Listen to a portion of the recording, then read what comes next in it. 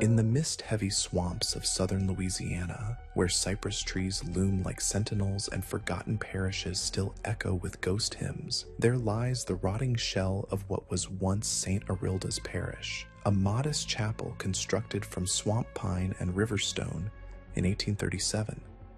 It stood on slightly raised ground along what locals then called Father's Bend, a horseshoe curve of the Choupique River, where the current always moved slowest.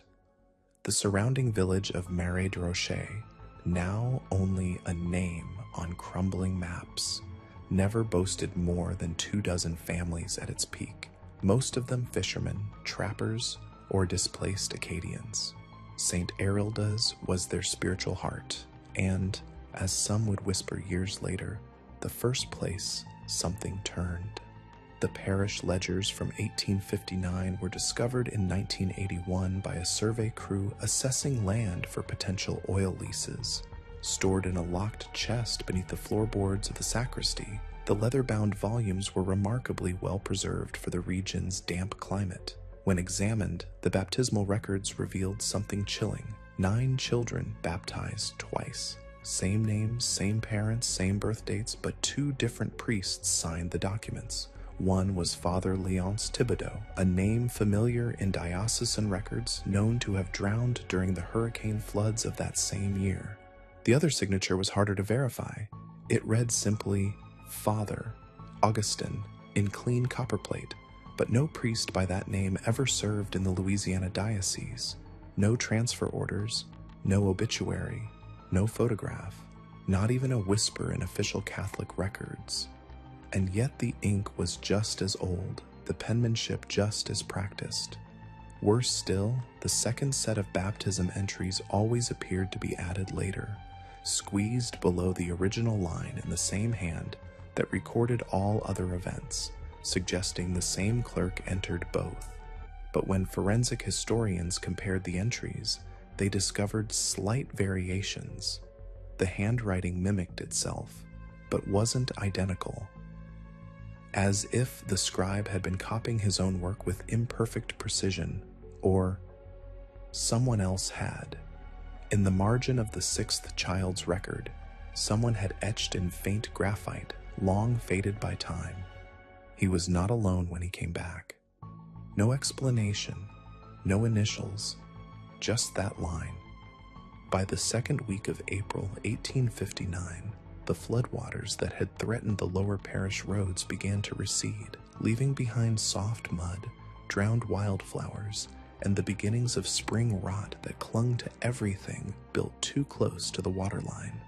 In Marais de Rocher, a town barely held together by wooden beams and old French prayers, the people prepared for a mass baptism scheduled for Sunday, a local tradition of gathering all children born since Epiphany and presenting them at once before the congregation. In small communities like this, the sacrament was communal, a celebration that bound families together, whether they farmed, fished, or drank from shame.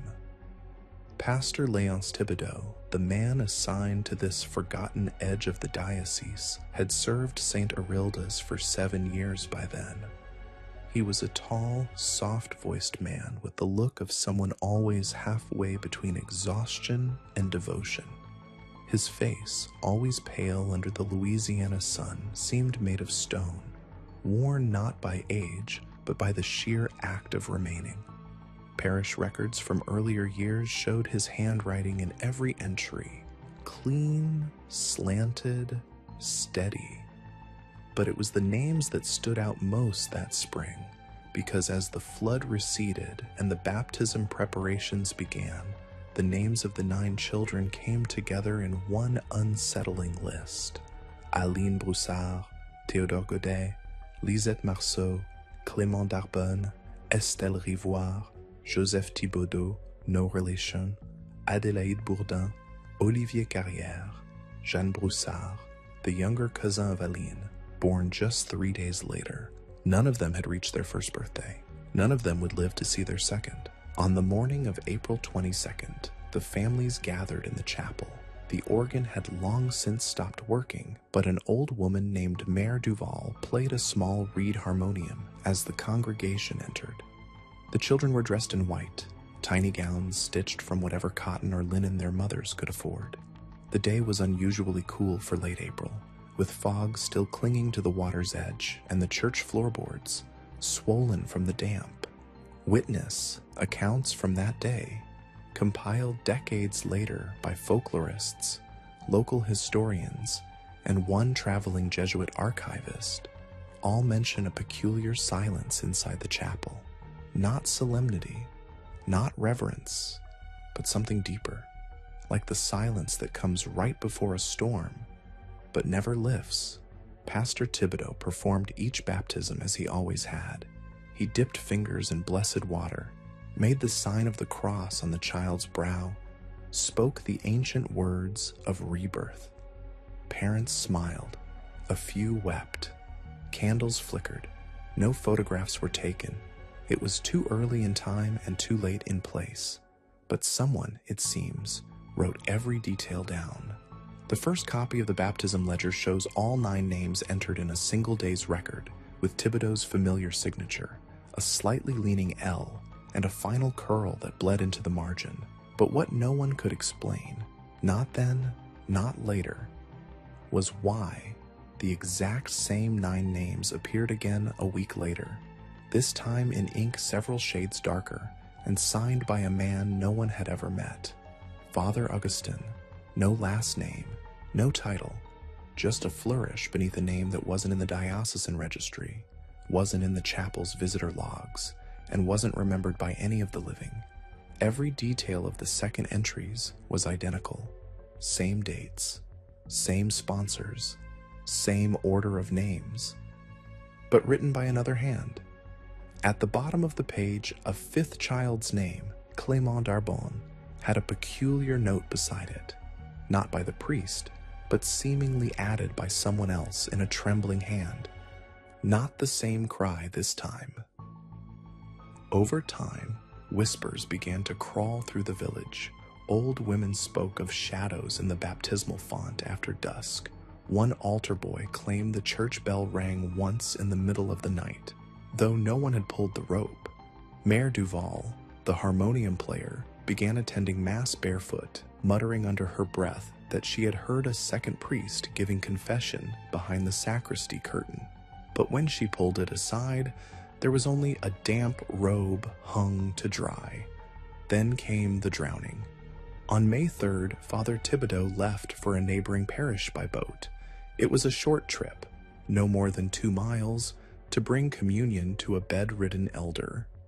His boat was found the next morning drifting under a collapsed dock, half filled with river water and tangled reeds. His hat floated beside it. His Bible, wrapped in cloth, lay dry in the hull, but his body was never recovered. Locals searched the muddy banks. A fisherman claimed to have seen his form from a distance on the far bank, walking barefoot through the willows, but no prints were found. Only one page torn from his journal was found lodged between planks in the sacristy floor. I saw the baptisms again last night. I do not remember doing them, and yet I was present. What unsettled the remaining villagers more than the drowning, which in swamp country was never entirely rare, was what came after. On May 5th, the morning bell rang twice, once at sunrise, once an hour later. But no one was at the church. When the doors were opened, the baptismal bowl had been filled anew with clean water, and the parish ledger sat open to the page signed by Father Augustin. On the blank space below it, a new name had been added. Pierre Lefebvre, age 4 months. The Lefebvre family had lost their child that week. The child had died in his sleep, not baptized. They had not told the parish yet, and yet, here it was, recorded as if it had happened, witnessed by no one, signed by the same untraceable priest. The records were no longer trusted. Some parents burned theirs. Others swore their children began speaking names they had not learned, whispering in French accents not their own. Jean Broussard, only 7 months old, was said to giggle at the church's empty confessional when passing by in her cradle. Adelaide Bourdin would cry inconsolably whenever bells rang, even if only heard faintly from another village. But it was Aline Broussard, Jeanne's cousin, who first showed the mark, a small perfect cross, not on her forehead, but on the sole of her left foot, drawn, not tattooed, ink, but beneath the skin, as though written during sleep from the inside. Her mother swore she saw it glow on the child's skin during a thunderstorm, and when the child died that fall of sudden fever, the mark remained, deepened, brighter. St. Arilda's parish was no longer seen as a house of God, but a threshold. The double baptisms had done something. What? No one could say. Only that the priest who had not lived, who had not been assigned, who had not existed, had signed more than one soul into a second rebirth. And now, those names were repeating, in dreams, in whispers, and, perhaps, in death itself. The church bell at St. Arilda's rang only twice in 1859, once on the night of April 3rd when the floodwaters reached the steps of the chapel, and again 8 nights later when they receded. But according to a surviving field note found in the back of the ledger, penned in a different ink and scribbled hurriedly on unlined paper, there was no one alive who claimed to have rung it. This was not altogether unusual in small parishes. Wind could sometimes catch the rope and cause a low chime. Yet villagers swore the bells sounded deliberate, mournful, as if paced by human hands. What made this detail more than just anecdotal was the fact that each tolling coincided with an event now central to the parish's legend. On the first night, the baptism of the 9th child, Celeste Leblanc, and on the second, her death. Celeste, according to records, had been born late in the evening of March 31st during a lightning storm that knocked out every oil lamp in the parish for 2 hours. Her mother, Rosalie, claimed the midwife never touched the child. She came into this world without aid, as she put it. The baby did not cry, did not open her eyes, but was warm and breathing. On April 3rd, Father Thibodeau baptized her by candlelight while the waters rose outside, reaching the wooden steps of the sacristy. He used the name Celeste Marie Leblanc and noted it formally in the register. But when the waters receded 8 days later and a traveling deacon visited to deliver medical supplies from the diocesan boat, he requested to verify the recent entries. That's when he discovered a second entry, written in the same handwriting but signed by Father Augustin, listing the same date, same child, same godparents, but a second baptism. No witnesses, no explanation. That afternoon, Rosalie found her child in the cradle, cold, still swaddled, with a faint red ring around her neck like she'd been born with it. The child had not cried the entire week, had never fed properly. Rosalie swore that when she bent to lift the lifeless body, a single drop of holy water rolled from Celeste's temple, water she hadn't applied. She screamed so loudly that neighbors came running, and it's their testimonies that survived in the sheriff's log. The undertaker refused to place Celeste in the family crypt, citing religious irregularities. Instead, she was buried behind the chapel, her grave unmarked.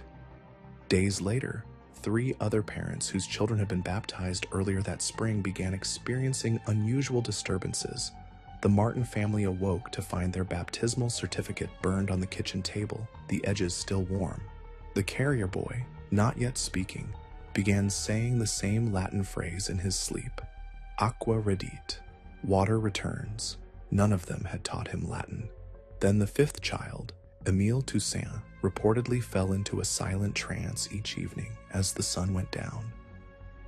When Father Thibodeau visited him to pray, the boy raised a hand toward the old priest and muttered, "You're not the one who touched me."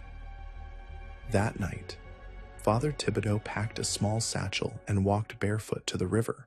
His body was found 2 days later, face down in a shallow bend, his hands folded neatly over his chest. He was still wearing his vestments. In his pocket was a single page torn from the baptismal register, Celeste's name, crossed out in ink with the words, "Return to him," scrawled beneath. The cause of death was listed as drowning, but some said there was no water in his lungs, and what could not be explained was the second page, one that no one ever admitted writing, tucked behind it in the book. "Father, Augustine will finish what you could not." The handwriting was again near perfect mimicry, but subtly wrong. Too round, too wide, like someone trying too hard to sound familiar. The diocese ordered the chapel closed by midsummer, but by then, 3 more of the 9 children had died, all under strange conditions. One choked in his sleep on nothing. One was found sitting upright in a dry wash tub, eyes open, jaw slack. The third simply disappeared during Mass, vanishing between pews while his mother wept. No one saw him leave. No one heard him cry. All 3 were buried quietly behind the church in the same unmarked patch that now held Celeste, and on each of their death dates, a page appeared in the church ledger with a third signature, A.R. No priest by that name had ever served St. Arilda's, and by then, no priest was serving it at all.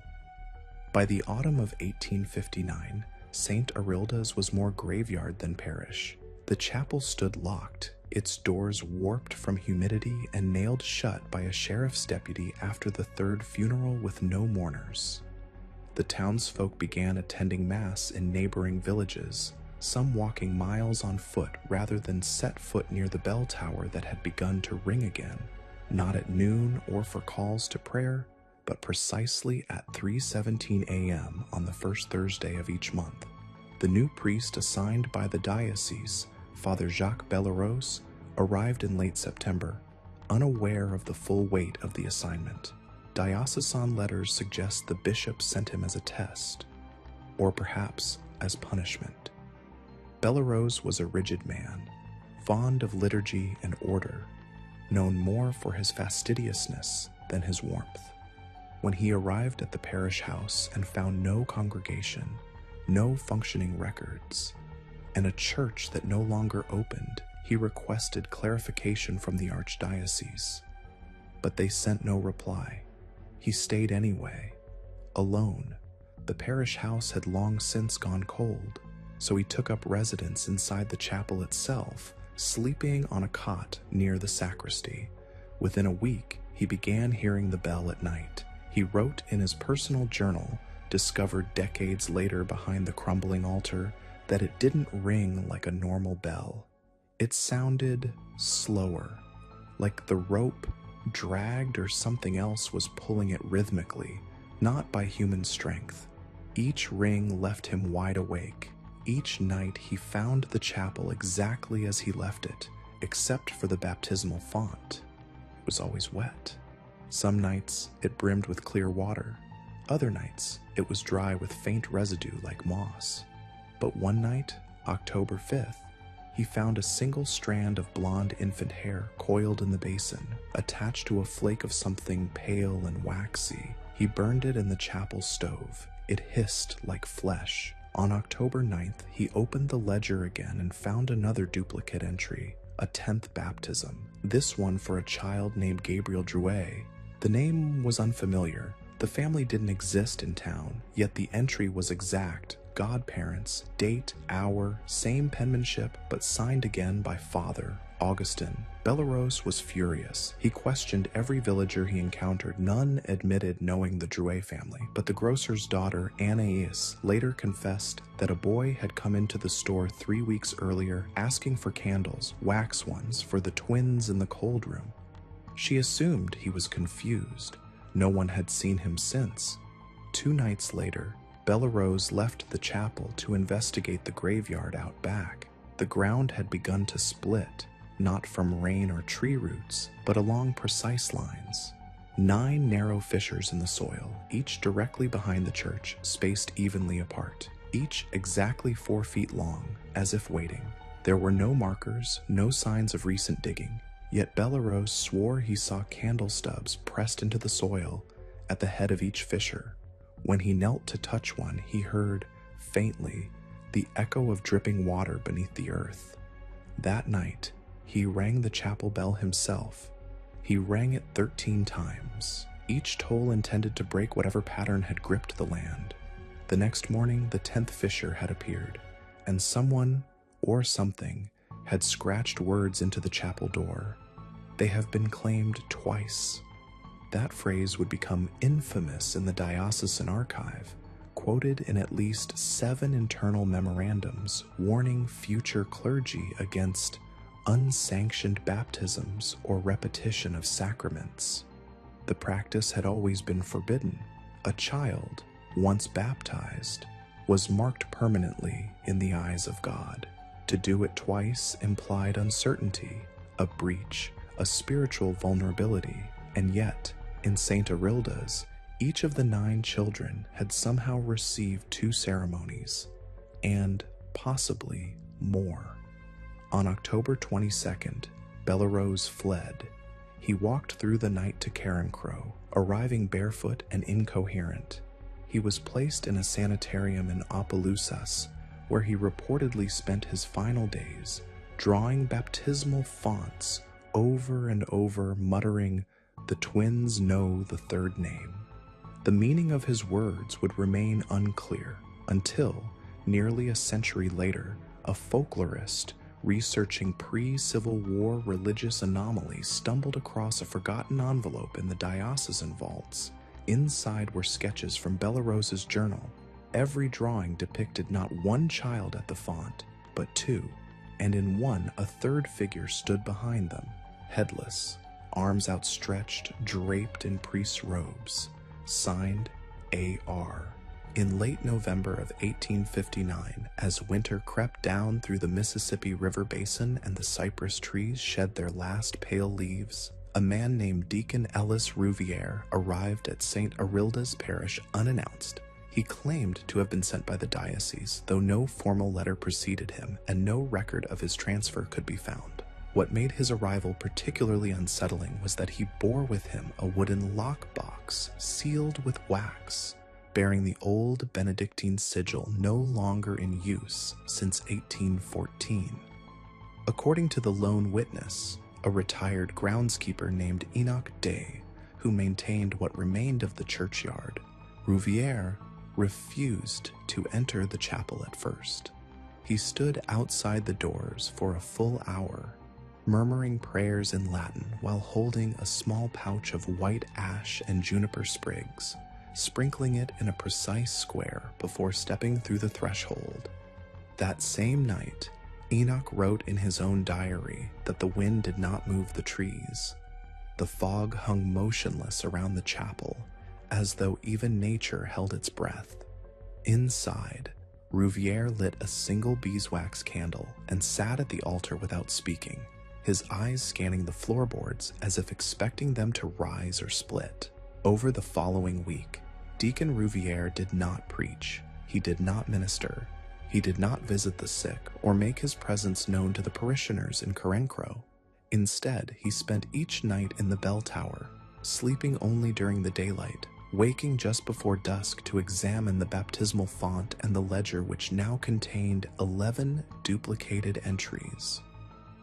The 11th child, mysteriously entered on November 27th, was named Lillian Host, and while no birth was registered under that name in any parish record, there was a Lillian Host buried beneath the chapel's eastern window. The grave had no date. The tombstone was blank save for her name and a single carved word beneath it.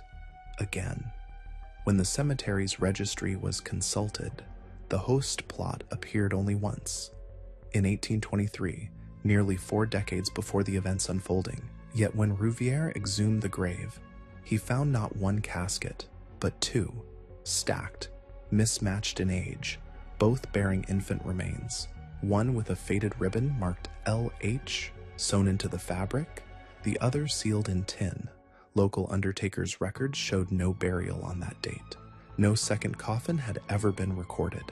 Enoch Day refused to return to the grounds after that night. He would later be committed to a sanitarium in Thibodaux after reportedly tearing out all the floorboards in his bedroom looking for extra names. Rouvière remained silent in the weeks that followed, submitting no letters and refusing contact with the diocese. But on December 4th, a new set of entries appeared in the chapel's baptismal register, not made by his hand, nor in the familiar cursive of Father Bellerose or Far Augustin. These were childlike, uneven, scribbled, 3 names, all girls, all dated 1842, each marked with a crude drawing beside the signature, a lopsided cross, a small cradle, and a bell with no clapper.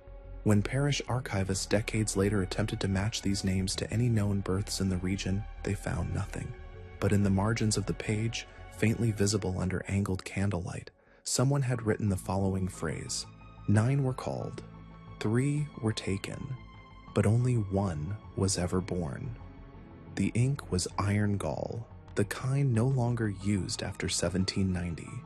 What Rouvière did next was recorded not by himself, but by a woman named Josette Renou, a former midwife, whose home overlooked the western tree line that bordered the chapel grounds. She claimed that in the early morning hours of December 7th, she witnessed Rouvière carrying the baptismal font, the actual stone basin, across the yard to the creek behind the church. He stood waist deep in the water for nearly an hour, cradling the basin as if it were an infant, whispering to it. She said he placed it gently on the rocks before stepping back, raised both hands, and uttered a phrase she could not hear, at which point the water around him turned still as glass, not frozen, not cold, just dead, lifeless, like breath had left it. She fled inside and refused to speak of the event until years later, on her deathbed, when she told her son that the man who came to bury the font was not a man at all, but something pretending, something wearing a cleric's skin like a mask.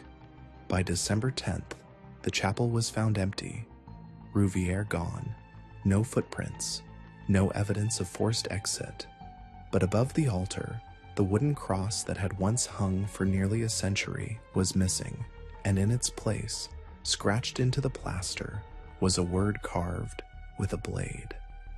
Seconded. The parish was officially closed the following spring.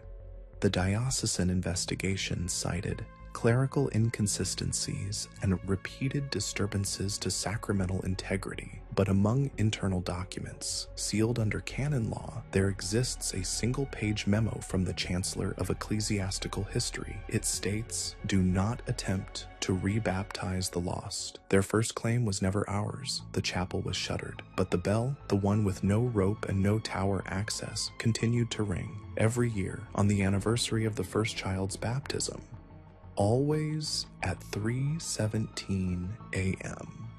By January of 1860, just 1 month after the chapel at St. Arilda's parish was sealed by diocesan decree, the surrounding village of Bayou Loon began reporting strange interruptions in daily routines that, while minor at first, soon became impossible to ignore.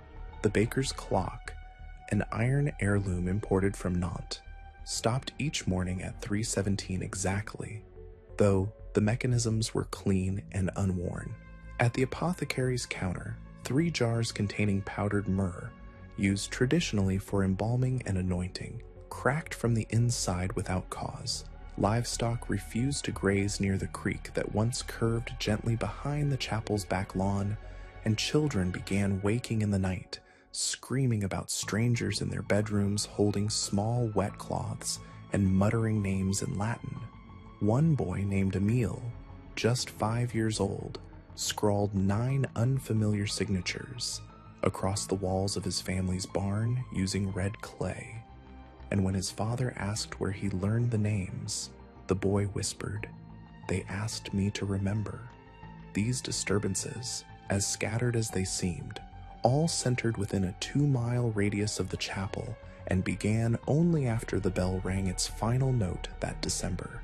Rumors bloomed like mold across the swamplands. Some believed the font Rouvière had taken to the creek had never truly been removed, that it remained submerged in the dark water just past the reeds, and that anyone who touched it with unclean hands would see double, not of themselves, but of their children.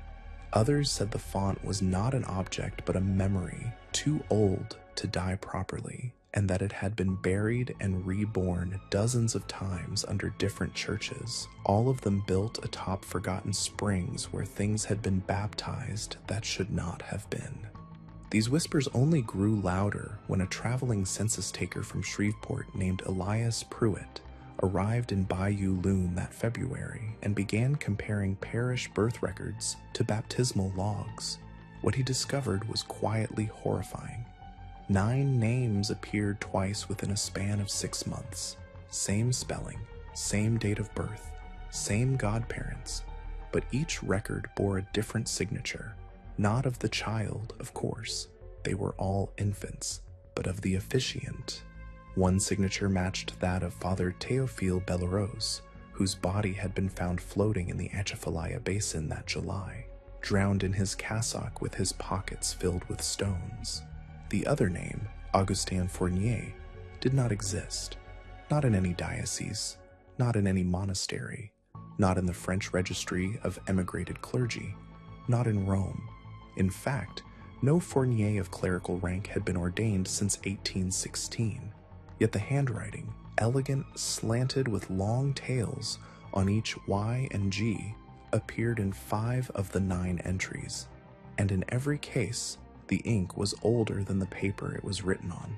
When questioned by diocesan archivists, Pruitt grew evasive, claiming he'd misplaced his notes, but his personal notebook, recovered by his widow in 1873 after his suicide in Natchitoches, contained one final entry in jagged script. Baptized not twice, but through twice. They were born on the wrong side. This cryptic phrase baffled church officials, but not the families of the 9 children. By 1861, 4 of those children were dead, 2 drowned, 1 vanished, and 1, a girl named Colette Meyer, was found standing in the parish cemetery in the middle of the night, her hands blackened with soot, her dress soaked in creek water, whispering the names of her brothers over and over again, though she had none. She was sent to the sanitarium in Baton Rouge and remained there until 1922, never speaking another word. The last thing she wrote before her death was a single line on the wall of her room. I was baptized into her name. She signed it not as Colette, but as Arilda. But Saint Arilda, according to all surviving accounts, was a Welsh virgin martyr from the 6th century, entirely unrelated to Louisiana, and more importantly, never canonized by the Catholic Church, which raised a far more disturbing question. Why had the chapel, built in 1824, been named after her in the first place? The church's original records had long since been lost in the 1837 flood, but a single architectural drawing recovered from the library of a local notary revealed that the chapel was initially called Église de la Source Seconde, Church of the Second Spring. It was renamed Saint Arilda's only after its first priest, Father Bertrand Leclerc, vanished while crossing the Vermilion River. His last written sermon, preserved in the notary's ledger, contained the following passage: "A second spring is not a blessing, it is a duplication. It is not meant for our world. Let the first water bless, let the second water sleep." That sermon was dated September 9th, 1829. precisely 30 years to the day before the 9th child's first baptism. And now, at last, the townspeople began to believe what they had feared but not dared speak aloud, that the 9 baptisms had not been a mistake in documentation or clerical error. They had been repetitions, echoes, and that whatever had been sealed in that chapel when Rouvière disappeared, it was not gone, only waiting. The font was no longer seen, the creek flowed quietly again. But every September, without fail, the bell rang out, and with it, a chill that made the leaves fall 2 weeks too early. By the autumn of 1861, the surviving families of the 9 baptized children no longer spoke to one another. Once tightly bound by worship and routine, they now crossed the muddy parish roads without lifting their gaze, avoiding church services altogether, and leaving baskets of bread or fish silently on one another's porches instead of knocking.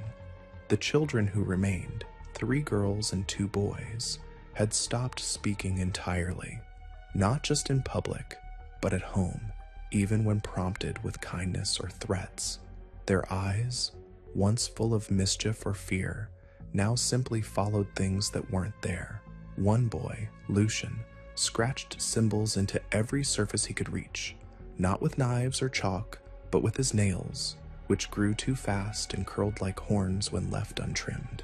When his father, a trapper named Etienne de Rosier, finally dragged him to the parish priest in desperation, the boy clutched the base of the baptismal font and refused to let go, biting the stone until his teeth chipped, all while making a sound too low for his size, something like a growl pulled from deep under the bayou bed. He was taken to the rectory and chained there by order of the bishop, not for punishment, but containment. 3 days later, the chains were broken, not unlatched, but split, and Lucien was gone.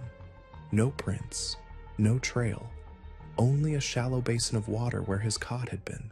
From that day forward, Father Miret kept the chapel locked at all hours, even for Mass, conducting services only by lantern through the barred windows. And still, every September, the bell rang.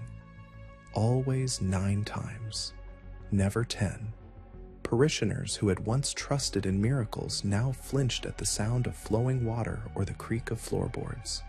Every baby born in Bayou Loon was taken across parish lines to be baptized by foreign clergy, often at great expense. The bishop in New Orleans declared the parish cursed and threatened excommunication for any priest who served there. But the records, those cold, stubborn documents with ink that never faded, told a different story. For in 1862, a new set of baptismal entries appeared in the back of the old registry book. Same 9 names, same birth dates, and again the same 2 signatures, one belonging to the drowned priest, the other to the non-existent Augustin Fournier. The pages were dry, though the book had not been opened in years, and beside each duplicated name was now a single phrase, stamped, not written, in ink so dark it bled through. Returned. One mother, Aimée Robichaud, opened her front door that same week to find her daughter Celestine standing on the steps, dry as bone despite the rain, her dress spotless, her eyes unfocused. The girl had died the year before from scarlet fever.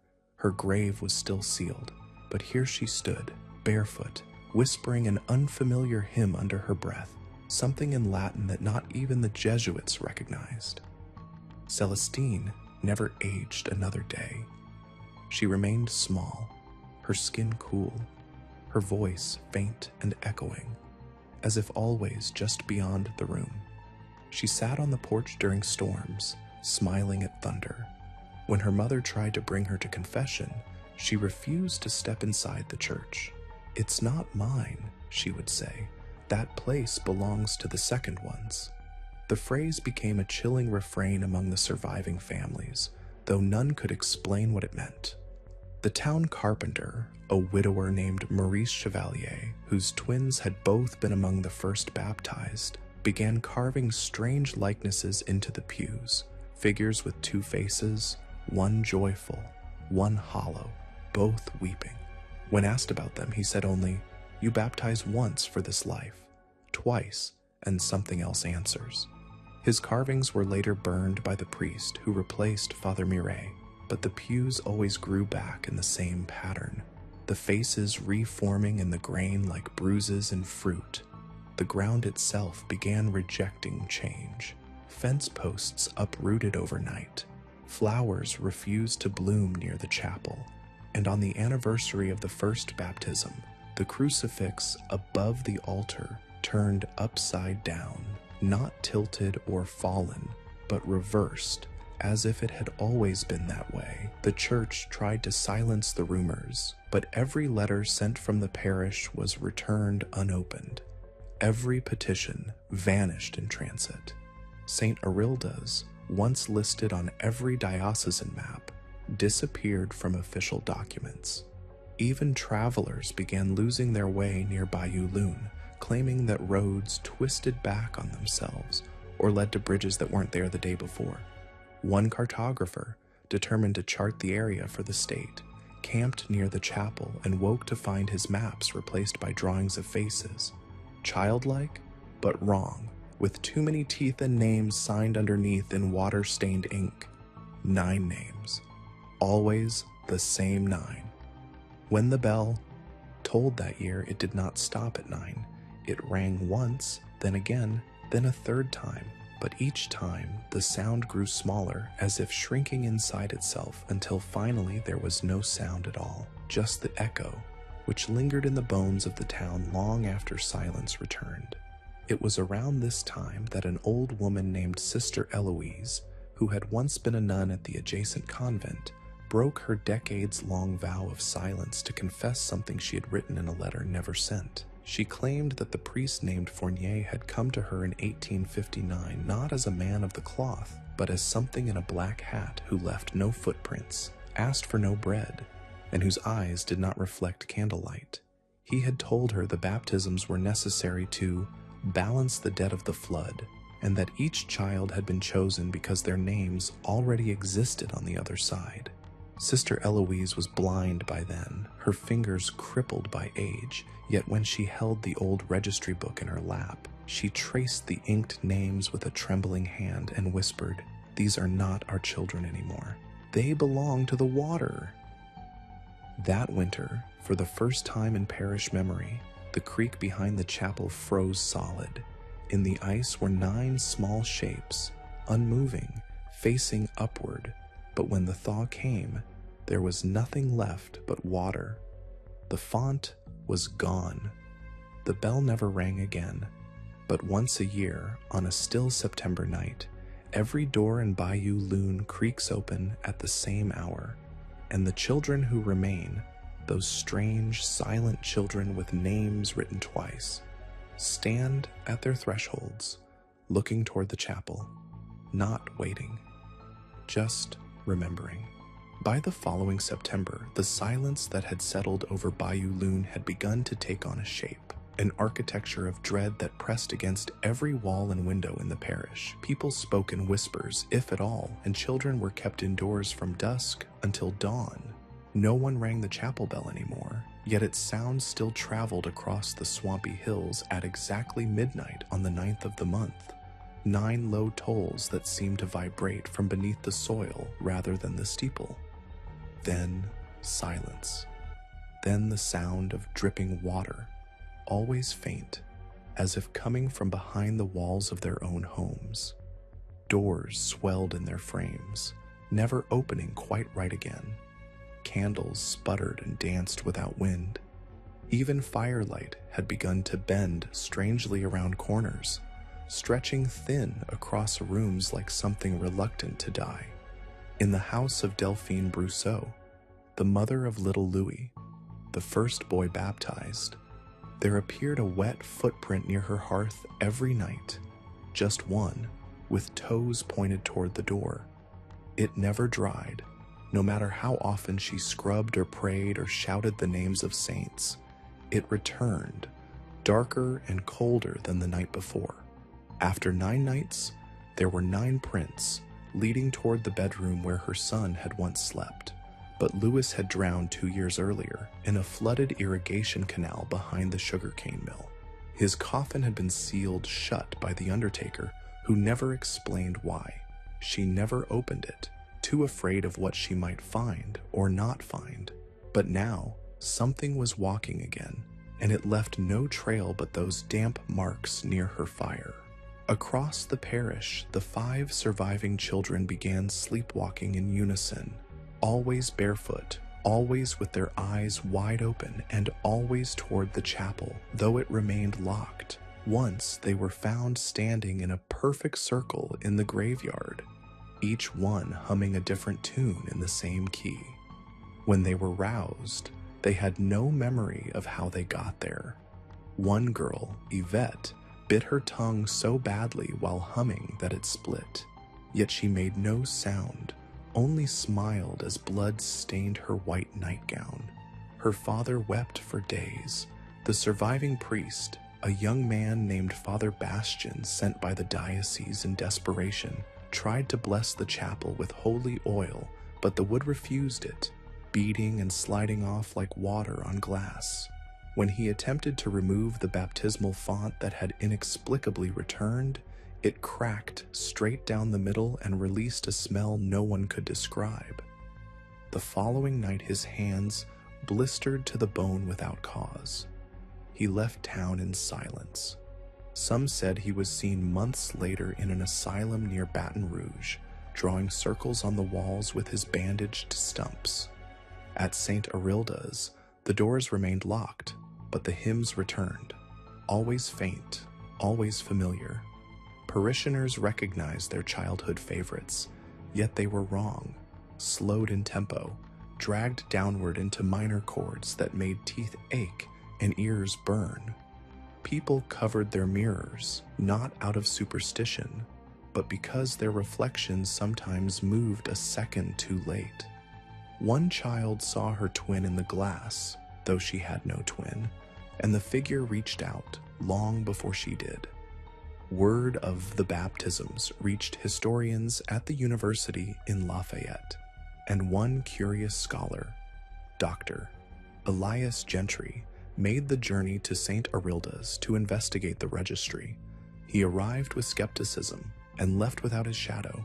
Witnesses at the general store swore that as he crossed the parish line, only his shape remained, his body intact, but casting no outline in the sun. He never returned. His car was found parked beneath the chapel steps, the driver's seat soaked through, though it had not rained in weeks. The journal he had been keeping contained only one sentence repeated page after page. The signatures were not for us. In the swamp behind the parish, old root systems began surfacing like bones. Cypress knees erupted from the water with gaping holes in their cores, some in the shape of mouths, some with tiny handprints pressed into the bark. Trappers swore that voices echoed through the reeds, always childlike, always calling out to be remembered. One man, Jules Bellerose, followed the voices one evening and was never seen again. His dog returned a week later, hairless and whimpering, covered in what looked like baptismal ash. When a local fisherman pulled a net from the bayou that September, he found it filled not with fish, but with 9 tiny garments, christening gowns, perfectly white and perfectly dry. They disintegrated when touched. A week later, 9 black shoes appeared on the chapel steps, none matching, all worn down at the heels. Every year, it got worse. The ground beneath St. Arilda's was no longer just damp. It sweated, breathing in.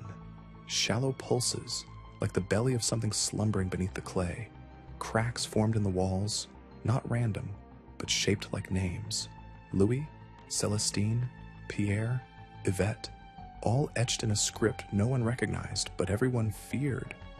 The names were always warm to the touch. And in the graveyard, where the children had first been buried, moss grew only in the shape of keys. The bishopric finally ordered the church to be sealed with iron, its grounds declared spiritually unsound, but the men sent to do it returned before sundown, wild-eyed and silent, each holding a piece of weathered paper that none had entered with. Each paper bore a single line: "The second water does not forget." When the diocese tried to burn the records, the fire turned blue, then stopped mid-flame, frozen in the air like glass before shattering into ash that crawled across the table and reassembled the pages. It was then that the final signature appeared in the book, dated for the coming September.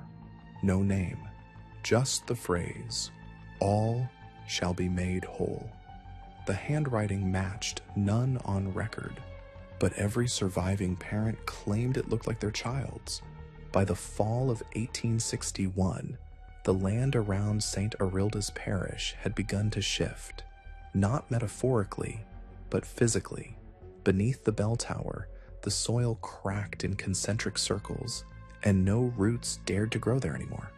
Entire patches of grass yellowed and curled at the edges as though recoiling from something below. On the first Sunday of October, a group of men from the parish gathered to dig beneath the chapel, determined to understand what might be buried there, whether bones, relics, or something far less natural. Among them was Callum Ferris, a carpenter whose daughter Yvette had survived both her baptisms but spoke now only in riddles, always in twos, always facing corners. His wife claimed she sometimes awoke to find Yvette standing over her bed, mouth moving but no sound emerging, the name Eloise always written on her arms in river mud. There was no Eloise in the family. When the men broke the floor beneath the altar, they expected dust and foundation stones, but instead discovered a hollow space, no more than 3 feet deep and perfectly lined with brick, dry despite the swamp's high water table. Inside, laid in a circle with near surgical precision, were 9 baptismal candles, unlit yet still warm to the touch, and a water basin that no one remembered installing. It was the size of a child's cradle, carved from a single block of dark wood no one could identify. Its surface was smooth, but when sunlight hit it, faint outlines emerged. Names, again, all 9, the same as the duplicated register entries. But also, this time, 2 more, drawn faintly beneath the rest, as if hesitant to show themselves. One name was Father Bernard Claudel, the priest presumed drowned. The other was simply A. No surname, no initials. No one had ever used that signature in the parish. Some speculated it was a placeholder. Others whispered it was a title, not a name. When the basin was lifted, gingerly, reluctantly, a rush of cold air escaped from below it, so dense and immediate that 2 of the men vomited from the sudden drop in pressure. What they found underneath has never been officially recorded, but several men left the parish that night and never returned. One moved to Canada, changed his name, and forbade his children from ever attending church again. Another, Emile Godet, was found a week later in his tool shed, eyes gouged out with his own chisel, the words "baptized twice" carved into the door in reverse. His son claimed Emile had not been himself after that Sunday, said he'd begun counting his footsteps aloud and avoided water completely, even rain. He hadn't bathed in the final 6 days of his life.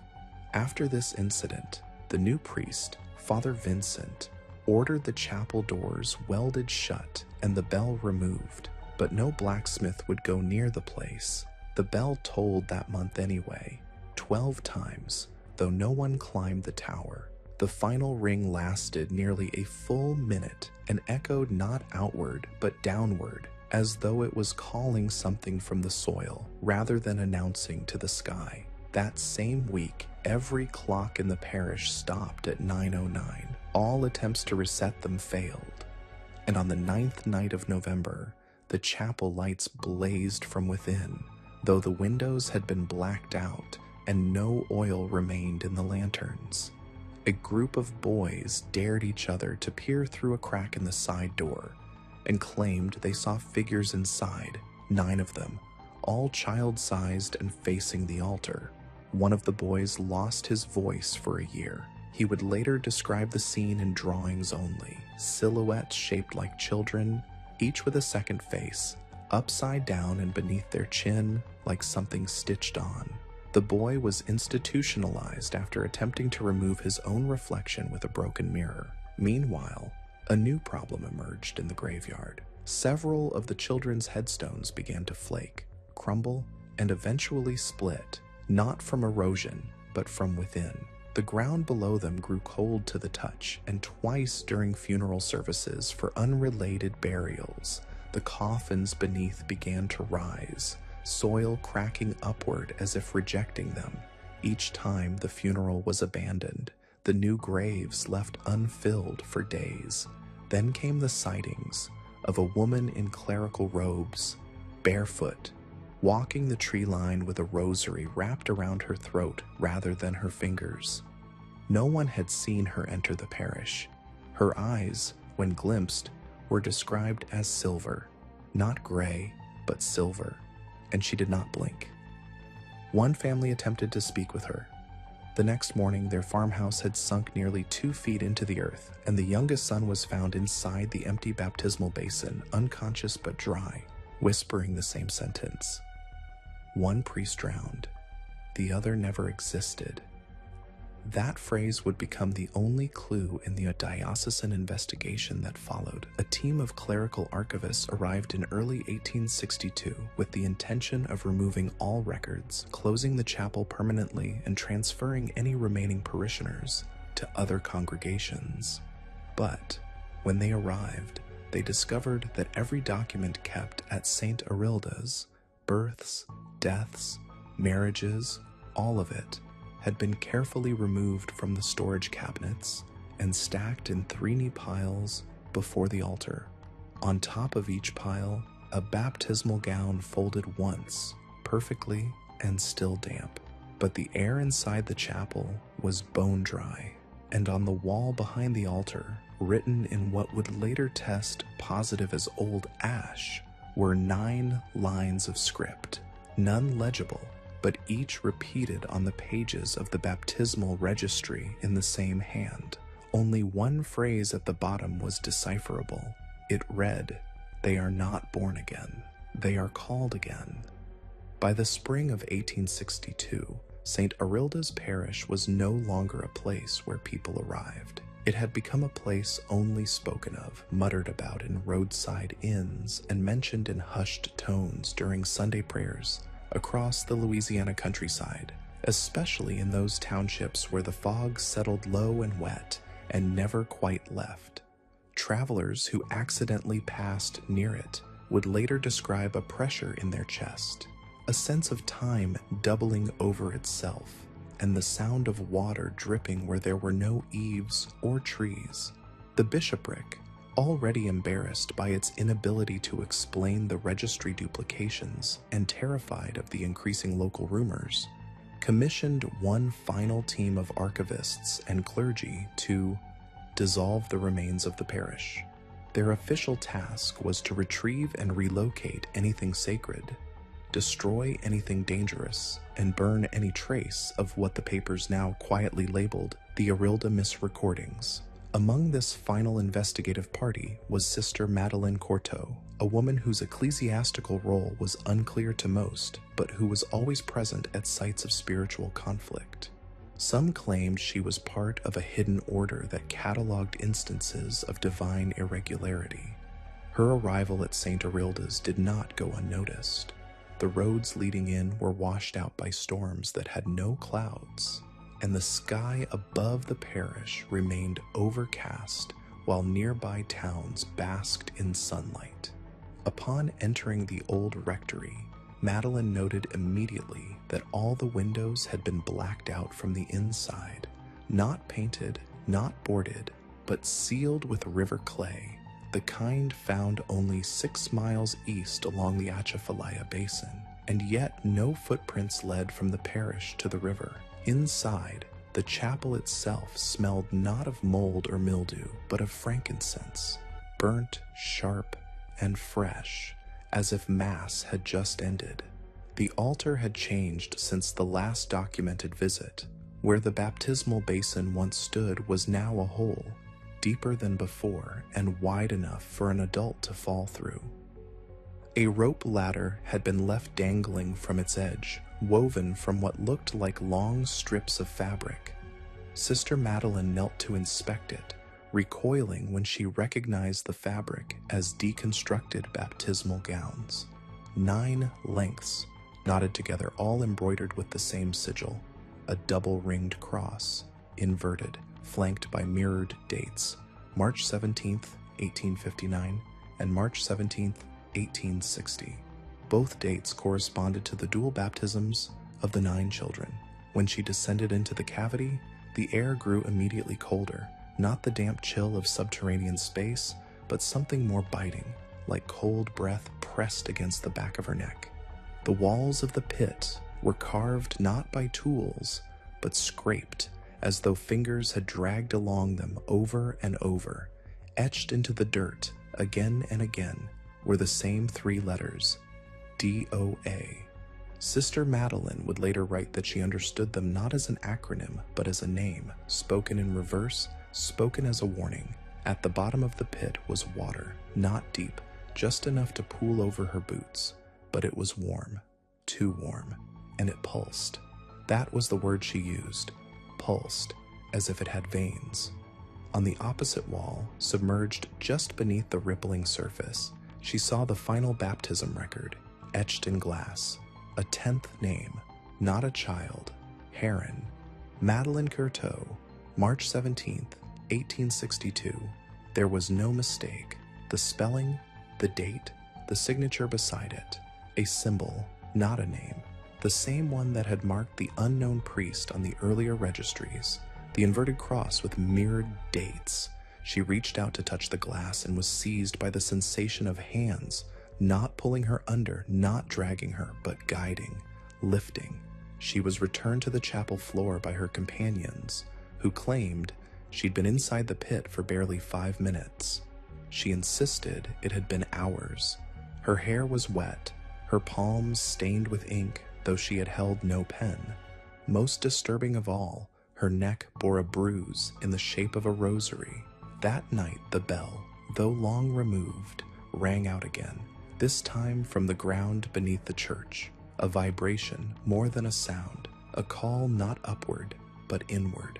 Sister Madeline ordered the chapel sealed, not just boarded, but buried. The ground around it was dug into a trench and filled with limestone and salt, an old French practice for halting hauntings in plague villages. But before she left, she slipped a final letter under the parish door, a habit she kept from her convent years. Short prayers on paper, tucked into the quiet corners of places where the spirit wandered too freely. The letter read simply, 9 were chosen. The 10th was offered, but only 1 remains to call the others home. That was the last entry in her journal. She never returned to the convent.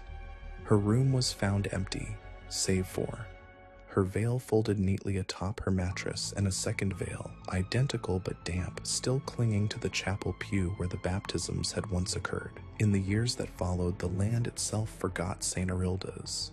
Trees grew fast and wide, roots curling like fingers around the foundation stones. Maps removed the location. Families moved on. But every year, on March 17th, a single candle appears on the parish steps, lit, though there's no wind to carry flame, and no hand to strike the match.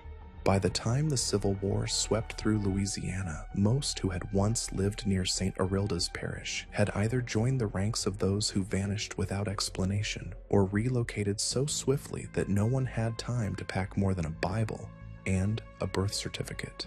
Yet the land around the buried chapel remained curiously untouched. General Sheridan's march scorched parishes in all directions, but his troops reported that their horses would not approach the area near the Atchafalaya Fork, and 2 battalions rerouted after men claimed to hear crying beneath the soil.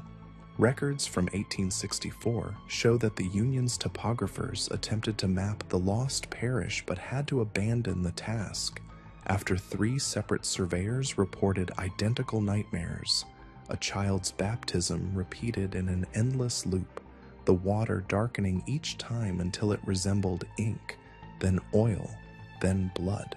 But what the war failed to destroy, time did not forget. In 1877, during a routine inspection of the diocesan archive vaults in Baton Rouge, a librarian named Father Lennox discovered a box mislabeled as flood damage.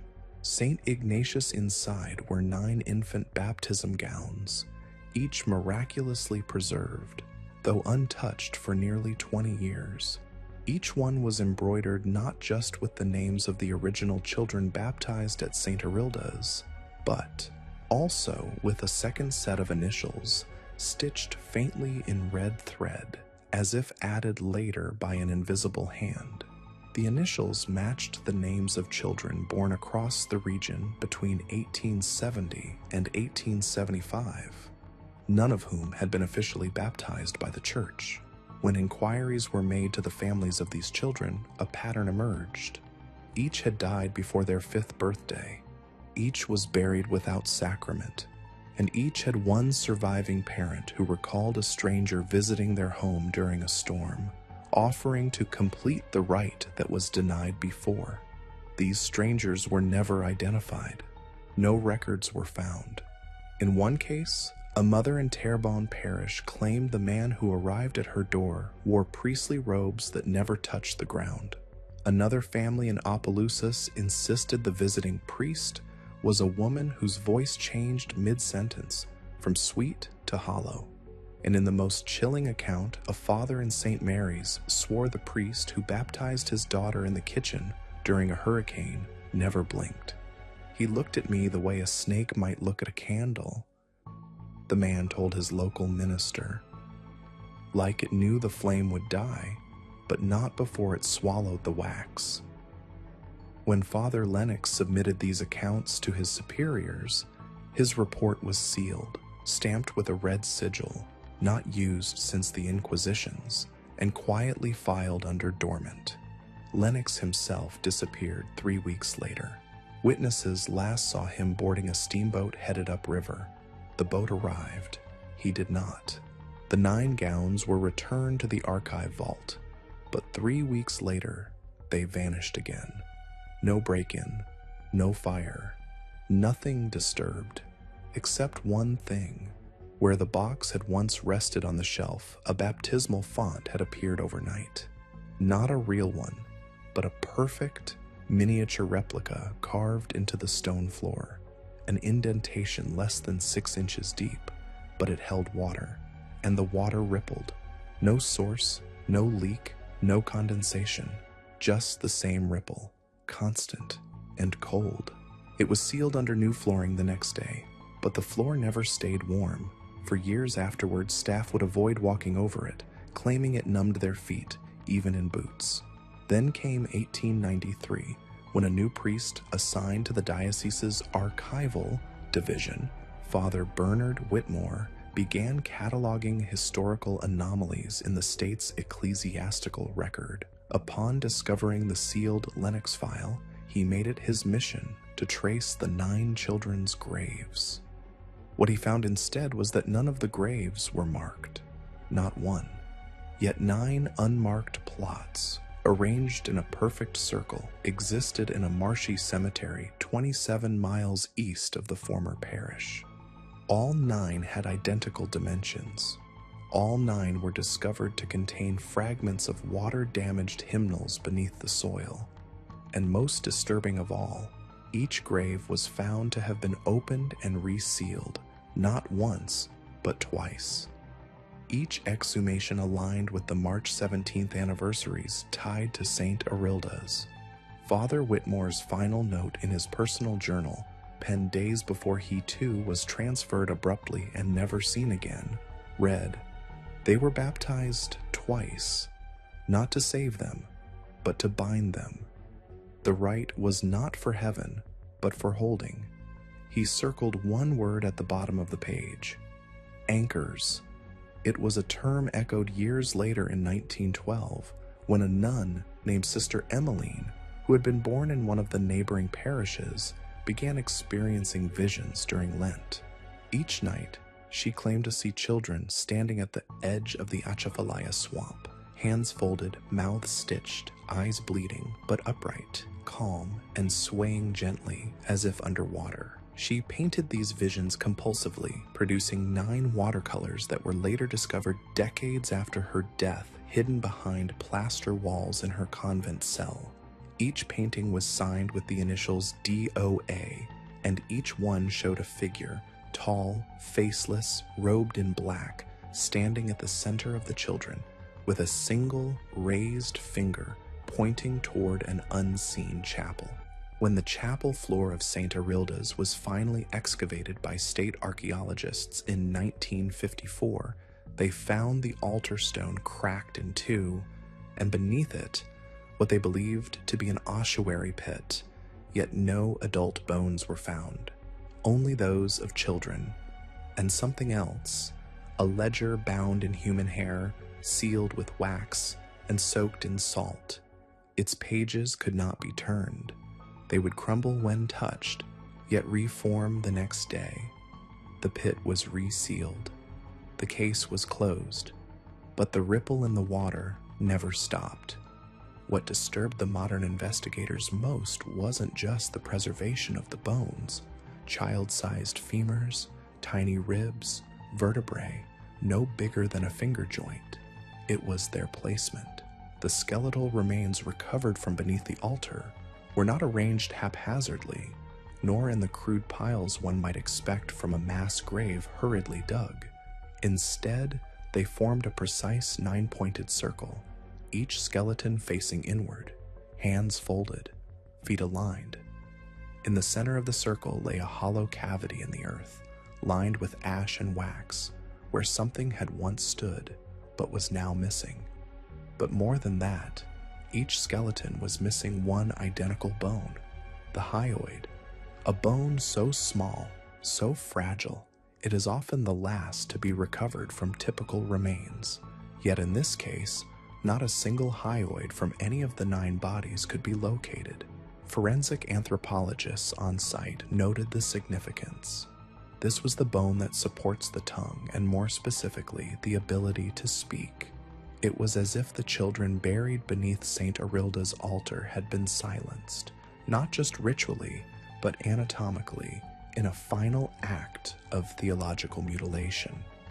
When this detail was reported back to the diocese, all excavation permits were revoked, and the site was declared permanently closed under what was labeled an ecclesiastical preservation order. But those who had been present that day never truly moved on. Dr. Elaine Moreau, the lead bioarchaeologist, began to suffer auditory hallucinations, whispers heard only at night, always in threes, always in Latin. Her notebooks were found stained with water and blood weeks later, even though she claimed to have never injured herself and lived alone in a 3rd-floor apartment with no plumbing issues. The youngest dig assistant, Marcus Delane, disappeared from his Tulane dorm room a month after the site closed. He left no note, no belongings, only a single piece of paper folded in his pillowcase, the names of the 9 children written in his own blood. Then, for 40 years, silence, or so it seemed. In truth, events tied to St. Arilda's continued to ripple across Louisiana like thin cracks in a stained glass window. In 1994, a team of parish archivists cataloging neglected records found a second set of baptism entries, records not previously known to exist, each one for the same 9 children, same dates, but different officiants. These signatures were not only unfamiliar, they bore no correlation to any known clergy of the time. When handwriting specialists analyzed the documents, they determined the 9 entries had been signed by the same hand, yet each bore a distinct style, as if the writer had deliberately mimicked different identities. The ink used in these documents could not be chemically matched to any standard 19th century writing substance. It was darker, thicker, with a faint copper tinge under UV light. One chemist remarked it resembled not ink, but plasma, These documents were placed in cold storage under lock and key. 3 weeks later, the storage vault flooded, not from natural disaster, but from within. Pipes had burst upward against gravity, and only the box labeled Saint Arilda, duplicate records, was damaged. Other files remained dry. Surveillance footage went black for exactly 23 minutes, the time it took the vault to flood, destroy the contents, and drain completely, leaving no evidence of standing water. Following the incident, rumors began to circulate within the Baton Rouge Seminary. Students reported hearing bells late at night, bells that matched the unique triple toll used in 19th century funeral masses, but no such bells existed on site. One student, in a panic, confessed to waking with water in his ears and hymns playing in reverse on a loop in his head. He withdrew from the program and later institutionalized himself voluntarily. But the strangest development occurred in 2012 when an anonymous box arrived at the diocese addressed only to those who still believe. Inside was a vial of water, a charred piece of altar cloth, and a handwritten page that read, "They were not baptized twice. They were never baptized at all. The second rite was the real one." DNA analysis of the water revealed a trace protein signature consistent with human cerebrospinal fluid. The letter was traced to a P.O. box in a ghost town that hadn't received mail since the 1930s. As of today, the town no longer appears on any map. That same year, a non-denominational film crew attempted to document the site of St. Arilda's ruins for a historical documentary. What they captured never aired. The footage shows 9 children standing at the edge of the marsh. Then static. Then a sound described by technicians as an underwater scream. All 9 hard drives were wiped clean. When the team attempted to reshoot, their GPS devices rerouted them over and over again until they ended up at a dead-end levee road, precisely where the old church bell was rumored to have been buried. The bell tolled once. They left. The footage was never recovered. One cameraman quit film entirely. He now works as a groundskeeper at a children's cemetery in Ohio. Every March 17th, he takes that day off. Never explains why. There are still believers who maintain that St. Arilda's Parish was built not on a swamp but over something far older, something that required ritual to contain it, not celebrate it, that the children were never victims but chosen vessels, and that the act of baptizing them twice was never about sanctification but duplication, making copies, reflections, anchors, so they could return again. In the final known account connected to St. Arilda's Parish, dated September 17th, 2023, precisely 164 years to the day since the first baptismal record, the new caretaker of the surrounding land, a retired civil engineer named Ellison Pratt, filed a report with the Terrebonne Parish Sheriff's Department. He claimed he had been hearing a bell toll 3 times every night at exactly 3:17 a.m., despite no functioning bell tower remaining on the overgrown chapel grounds. He also noted the appearance of standing water around the collapsed foundation, water that returned nightly no matter how often it was drained, evaporated, or dammed.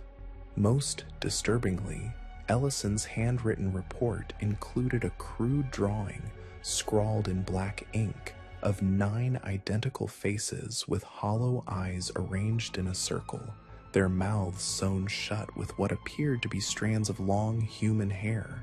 Deputies who visited the site described an overwhelming odor of rosewater mixed with mold and claimed to have experienced audio hallucinations, chanting in a language no one could identify, a child's laughter overlapping with Latin phrases, and the unmistakable sound of splashing from inside the church well, which had been sealed for decades. Their body cameras recorded nothing but static. 4 of the deputies requested transfers within the month. Ellison When pressed about the drawing, claimed he didn't make it. He found it on his front porch one morning with a single word carved into the porch rail beside it: repeat. When he returned to the site later that week to oversee further surveying for a planned restoration project, he found his equipment ruined, drowned in 6 inches of standing water, despite clear skies and no nearby flood source. Yet again, the water was present only within the former church's footprint, forming a perfect circle where the sanctuary once stood. This was the final documented encounter before the land was purchased in full by a private historical preservation trust, one with no listed board members, no website, and whose legal address traced back to an abandoned rectory in New York. No permits have since been granted for excavation, filming, or visitation. The land is now patrolled by armed security claiming affiliation with the diocese, though the church officially denies involvement. But if you were to ask the few remaining elders in the surrounding Louisiana parishes, especially those whose grandparents once whispered about the drowned priest or the children who sang in sleep, they might warn you not to step too close after dark. They might tell you about the September rains that never fall outside the chapel boundary, or the infants born in odd numbers to families that once bore no children at all, or the girls who sometimes speak in the voices of others. The archivists who've tried to piece together the full timeline of St. Arilda's history have repeatedly found their research interrupted, laptops wiped, files corrupted, sources mysteriously vanishing from libraries that had carried them for decades. The last scholar to attempt a complete genealogical tracing of the 9 families reported his findings in a symposium titled Blood and Water: The Intergenerational Patterns of Unresolved Ritual Trauma in the Deep South. The transcript of his lecture was never published. He vanished 3 months later while visiting an unmarked cemetery west of Bayou Cane. His voice recorder was recovered 2 weeks later inside the vestry of a Methodist chapel 20 miles away. The final audio clip: a single breath, then the unmistakable sound of a child whispering, "Again." The mystery of the duplicate baptism records, of the drowned priest who was never entered into church personnel files, of the 9 children whose names appear exactly twice, and whose bodies may never have been buried at all, has never been resolved. Some believe St. Arilda's was a mistake, a parish planted atop an older belief, a more ancient sacrament that demanded repetition, not forgiveness. Others believe the baptisms weren't a clerical error, but a summoning.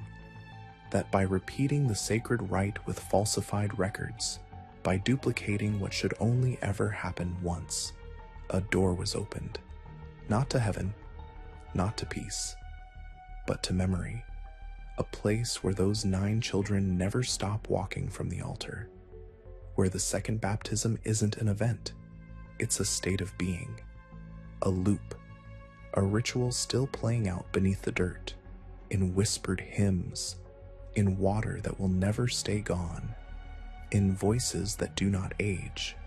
And if, one late September night, you find yourself walking through Louisiana's low country and hear a distant bell tolling 3 times, look down. If the path beneath your feet is wet though the sky is dry, if the air smells faintly of candle wax and roses, if you feel suddenly observed, not watched but remembered, walk backward. Don't turn around. Don't answer if a child calls your name. And if you pass a chapel you don't remember being there before, half sunk into the swamp, cross yourself and keep walking. Because some churches never fully die. Some children never stop waiting for their turn. And at St. Arilda's Parish, the water remembers everything.